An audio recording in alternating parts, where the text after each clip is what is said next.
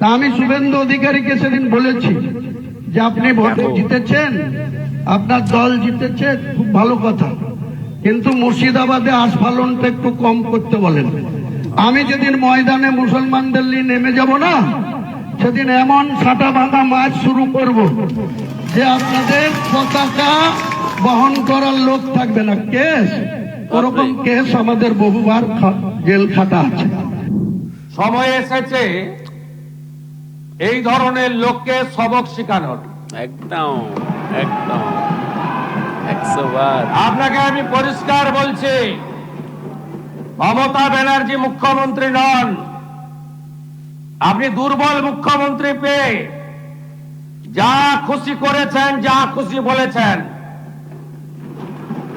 আমি আপনাকে বলে গেলাম, আমরা আচ্ছা করে দিচ্ছে, ভালো করে দেখো। দুটো এফআইআর স্টার্ট করেছি। Rejinagar PS case number 219/226, dated 26/6/2026, under section একদম 152, 192, 196, 197, 224, 299, 351 উইদিন ব্র্যাকেট 2, 352, 353 অব দি ভারতীয় ন্যায় সংহিতা। ইনসিডেন্ট নাম্বার 2 তেও আমরা শক্তিপুর পিএসএ 176/226-এ আরেকটা কেস ইস্যু করেছি। সেই কেসেও আমরা 100 ভারতীয় ন্যায় সংহিতার সমস্ত সেকশন লাগিয়েছি। এবং আমি আপনাদেরকে অ্যাসিওর করছি, এত বড় ক্ষমতা আপনাকে কেউ দেয়নি। আপনি মুখে যেগুলো বলেছেন, আপনাকে আমি বলে গেলাম, আপনি কেন করছেন আমি জানি। আপনি কেন করছেন রাজনৈতিক কারণটা আমি জানি। আপনার এজেন্ডা 2 ছিল।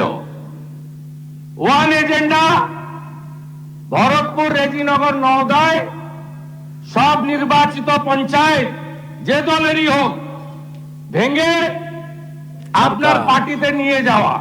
একদম আপনি সেটা করতে পারছেন না। না। আর দ্বিতীয় হচ্ছে, আপনি 2টো সিটে জিতেছেন, নিয়ম মেনে একটাই রিজাইন করেছেন রেজিনগর। আগামী 2-3 মাসের মধ্যে উপনির্বাচন হবে, আপনি আপনার ছেলেকে জেতাতে চাইছেন। 72% মুসলিম আছে, মুসলিম ভোটকে কনসলিডেট করার জন্য আপনি এই খেলাটা খেলছেন। আপনি কান খুলে শুনে রাখুন, আপনাকে এইভাবে ধমক, হুমকি, বেপরোয়া, লাগাম ছাড়া কথা বলতে দেব না, দেব না, দেব না। আপনাকে আমি শুধু 3টে উদাহরণ দিলাম। সন্দেশখালীতে একজন ছিল, সন্দেশখালীতে ছিল, 2024 1 জানুয়ারি বলেছিল তৎকালীন বিরোধী দলনেতা এলে তার হাত কেটে পায়ে, পা কেটে হাতে লাগাবে, হ্যাঁ আর চামড়া ছাড়িয়ে মেদিনীপুরে পাঠিয়ে দেবে। ওর অবস্থা কি হয়েছে সবাই দেখেছে। একদম একই টোন ছিল। আরেকটা জীবনতলার গুন্ডা, ক্যানিং ভারত, শওকত মোল্লা, ওর অবস্থাও কি হয়েছে দেখতে পাচ্ছে সবাই। মাচ্চর শওকত, আরেকটা পুষ্পা ঝুঁকে গায়ে নেই, ঝুঁক গয়া, এমন ঝোঁকা ঝুঁকেছে খালি পায়ে, খালি পায়ে, ছোট প্যান্ট পরে, কোমরে দড়ি বেঁধে, কান ধরে কান ধরে উঠবস করতে করতে যাচ্ছে। কি দৃশ্য, সেই মজা। আপনাকে আমি বলে গেলাম, পুলিশ তার ব্যবস্থা নেবে। একদম। আর আমি 1 সপ্তাহ পরে মুর্শিদাবাদে যাচ্ছি। আমি প্রমাণ করে দেব ভারতবর্ষের সংবিধান, আইন, শেষ কথা বলে, কোন বাপের আবাদ শেষ কথা বলে না। আপনাকে সংযত হওয়ার, সতর্ক হওয়ার, এই ধরনের কথা প্রত্যাহার করার এবং ভবিষ্যতে এই ধরনের কথা বলার আগে ভাবতে হবে। 25 বার ভাবার হুঁশিয়ারি দিয়ে আমি সবাকে আশ্বস্ত করছি। আপনারা ভাবছেন কেস হয়েছে, অ্যাকশন কবে হবে? যারা ওকে ডেকেছিল এই সভাতে তাদেরকে আগে তুলব, তারপরে আপনার কাছে যাব। যা করার করব, আমি আশ্বস্ত করছি আপনাদের। আপনি ধরে রাখুন, এটা ওর শেষ বক্তব্য, শেষ বক্তব্য। ধরে রাখতে পারেন। এ সরকার আইনের শাসন প্রতিষ্ঠা করবে, একদম। গুন্ডাদের শাসন সমাপ্ত করবে, নিশ্চিন্ত থাকুন। সবাই ভালো থাকবেন, ধন্যবাদ। দেখলেন তো প্রিয় দর্শক আপনারা, যে ভিডিওটি হুমায়ুন কবির গর্জন দিচ্ছিল শুভেন্দু অধিকারীকে বা পুরো বিজেপিকে, মানে মনে করুন শুভেন্দু অধিকারীকে বলা মানে টোটাল বিজেপিকেই বলা, ঠিক আছে। তো সেখানে বলেছে যে রেজিনা নগর, মানে যেখান থেকে এখন বিধায়ক আছে, মানে এমএলএ আছে হুমায়ুন কবির, সেখানে যেন বিজেপির পতাকা কেউ ধরতে না পারে। মানে ভাই বুঝতে পারছেন, যে এখন রাজ্য শাসন করছে আমাদের পশ্চিমবঙ্গের মুখ্যমন্ত্রী শুভেন্দু অধিকারী, মানে তথা বিজেপি থেকে জিতে, আর সেখানে কিনা মানে পশ্চিমবঙ্গের মধ্যে একটা ছোট্ট বিধানসভা, একটা ব্লক বলতে পারেন, তো সেই বিধানসভায় মানে সেখানে বিজেপির পতাকা ধরতে দেবে না। মানে ভাই দেখুন যে কতটা গান্ডু, কতটা উদো, মানে অসভ্য, মানে কি উদ্ভাট হলে এরকম কথা বলতে পারে। আজকে বিষয়টা বুঝতে হবে যে সরকার চালাচ্ছে কে? বিজেপিতে সরকার চালাচ্ছে, কারণ বিজেপির ক্ষমতা বেশি, আর বিজেপির সব থেকে বেশি সাপোর্টার, বিজেপির সমর্থক বেশি। তো বিজেপির সমর্থক বেশি, বিজেপি সরকার চালাচ্ছে, সেইখানে যদি কোনো জিহাদি এরকম কথা বলে তাহলে তার কী করা উচিত? আপনারাই বলুন, আপনারা কমেন্ট করে অবশ্যই বলবেন যে এই রকম জিহাদিদের কি করা উচিত। এই হুমায়ুন কবির সে বলছে যে না আমি ঠিক বলেছি, আমি কোনো ভুল বলিনি, আমি ক্ষমা চাইবো না। সে বলছে আমি ক্ষমা চাইবো না, মানে ভাবুন যে তার মধ্যে, এই হুমায়ুন কবিরের মধ্যে কিরকম ধরনের একটা মুসলিমপন্থী বা একটা জিহাদিপন্থী, একটা গান্ডুপন্থী রয়েছে। ভালো করে বুঝুন আপনার বিষয়টা।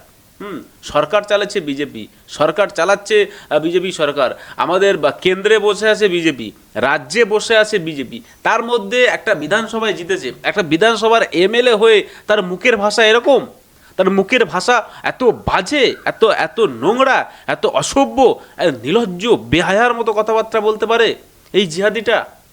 তারপরেও এই জিহাদিটার কি কিছু হবে না? আমরা আশা রাখছি আমাদের মুখ্যমন্ত্রীর কাছে, আমরা আশা রাখছি অবশ্যই মাননীয় মুখ্যমন্ত্রী শুভেন্দু অধিকারী মহাশয় এই বিষয়টা অবশ্যই দেখবেন, এবং তিনিও তো অলরেডি মানে কড়া বার্তা দিয়ে দিয়েছেন, এবং তিনি হুঁশিয়ারি করে বলে দিয়েছেন যে এটাই ওর, মানে হুমায়ুন কবিরের এটাই শেষ বক্তব্য। এরপরে ও আর এই সব সম্বন্ধে মানে বিজেপিকে নিয়ে, বা মনে করুন যে হিন্দুত্ব নিয়ে, বিজেপি নিয়ে, বা মানে দেশ বিরোধী বা মারামারি করা, মানে এরকম ধরনের কোনো বক্তব্য ও আর দিতে পারবে না, মানে দেবে না।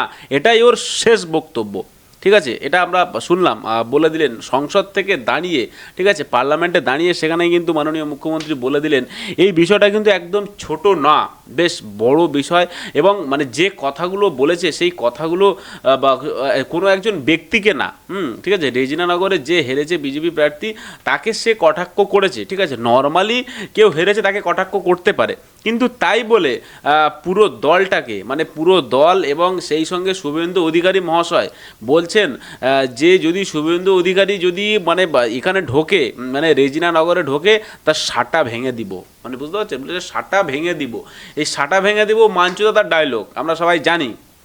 মাঞ্চু দাদা মানে কি বা সোশ্যাল মিডিয়ায় বা অনেক দিন আগে থেকে ভাইরাল, সবাই চিনি আমরা।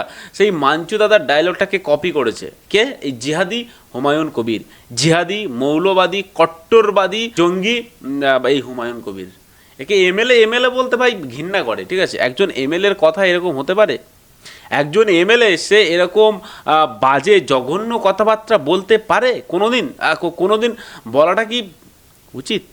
আমার তো মনে হয় না যে বলা উচিত। তবে এই জিহাদি এই মৌলবাদী বা এই কট্টরবাদী হুমায়ুন কবির সে আজ যেভাবে কথাবার্তা বলছে, যেভাবে বা কোনো একটা জাতিকে বা যেভাবে বা কোনো একটা রাজনৈতিক দলকে এমন বাজে কটাক্ষ করছে এবং এমন বাজে মন্তব্য করছে, এটা কিন্তু একদমই উচিত না। ঠিক আছে, তারপরেও কিন্তু মাননীয় শুভেন্দু অধিকারী মহাশয় বলেছেন যে এটা কিন্তু আপনি মমতা ব্যানার্জির রাজত্ব পাননি, মানে এটা মমতা ব্যানার্জি নয় যে আপনি যা খুশি তাই বলে যাবেন বা যা খুশি আপনি কটাক্ষ করে যাবেন বা আপনি বাজে কথা বা আপনি চ্যালেঞ্জ ছুড়ে যাবেন। এটা কিন্তু মমতা ব্যানার্জি সরকার না। এটা কিন্তু আপনাকে একবার নয় 100 বার ভাবতে হবে, 1,00,000 বার ভাবতে হবে, যে ভেবে চিন্তে কথা বলতে হবে। কারণ এর আগে আমরা দেখেছি যে একটা কন্টেন্ট ক্রিয়েটার, জিহাদি কন্টেন্ট ক্রিয়েটার ভিডিও করতো, ঠিক আছে, সে সবাইকে নিয়ে কটাক্ষ করতো, কোনো ব্যাপার না, কিন্তু শুভেন্দু অধিকারীকে নিয়ে সে বাজে মন্তব্য করা শুরু করে দিয়েছে। মানে আমি একটা জিনিস দেখেছি, এই মুসলিমপন্থী বা মনে করুন এই জিহাদিপন্থী যারা আছে, এদের কাছে ভাই মানে কোনো সরকারই ভালো না, না টিএমসি সরকার, না বিজেপি সরকার, না সিপিএম সরকার, কোনো কিছু সরকার ভালো না। ওদের কাছে শুধু হচ্ছে জিহাদি সরকার ভালো। মানে শুধুমাত্র জিহাদি সরকার লাগু করো, যেখানে জিহাদিগিরি হবে, যেখানে মোল্লাগিরি হবে, যেখানে মার দাঙ্গা হবে, সেইগুলো মানে যাকে বলা যায় যে শরীয়তি আইন। আমরা যেটা জানি যে কোরআনে ভালো করে লেখা আছে শরীয়তি যে আইনটা আছে, ওদের সেই শরীয়তি আইনটাকে দিতে হবে।